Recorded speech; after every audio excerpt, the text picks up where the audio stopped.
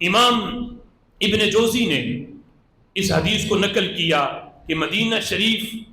وہ خطہ ہے جو پوری روئے زمین سے افضل ہے۔ سبب کیا ہے؟ امام ابن جوزی کہتے ہیں حضرت سیدہ عائشہ صدیقہ طیبہ طاہرہ رضی اللہ تعالی عنہا اس کو روایت کرتی ہیں،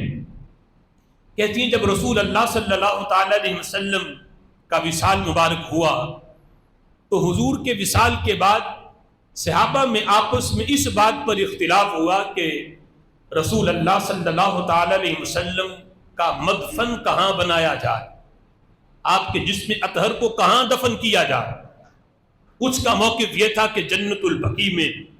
کچھ کا موقف کوئی اور تھا۔ حضرت مولا علی رضی اللہ تعالی عنہ نے اس موقع پر حدیث پیش کی، فرمانے لگے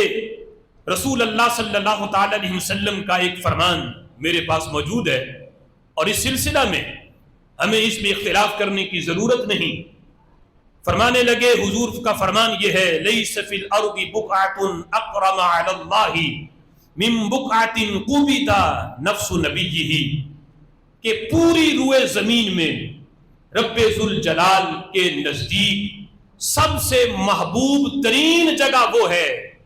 جہاں اللہ کے نبی کا وصال ہوتا ہے، جہاں اس کی روح کو قبض کیا جائے پوری روئے زمین میں۔ یعنی رب ذوالجلال سے چونکہ یہ ملاقات ہے کہ اللہ تعالی یعنی حضرت ملک الموت کے ذریعے نبی کے جسم اطہر سے روح مبارک کو نکال کے اپنے پاس بلاتا ہے، تو جس جگہ کا اللہ تعالیٰ انتخاب کرتا ہے روح قبض کرنے کے لیے، اللہ تعالیٰ کے نزدیک وہ سب سے محبوب ترین جگہ ہے۔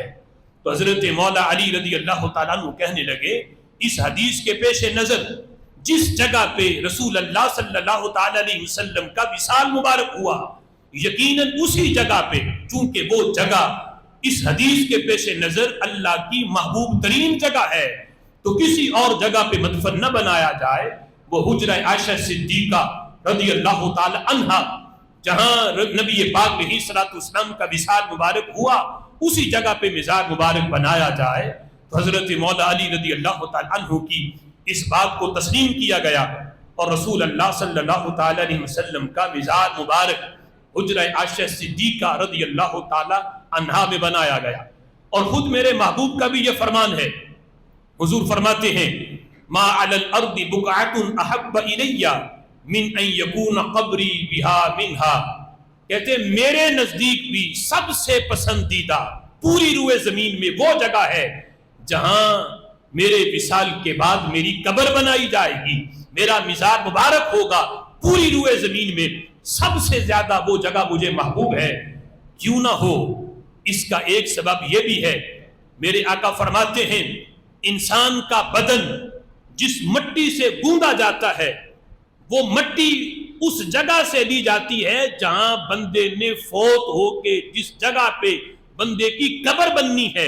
اس قبر والی جگہ سے مٹی لے کر اس کا خمیر گوند کے اس کا جسم بنایا جاتا ہے۔ تو چونکہ انسان اپنی اصل کی طرف لوٹتا ہے تو یہ قبر والی جگہ بندے کی اصل ہے جہاں سے بندے کا خمیر بنا۔ تو ذرا سوچو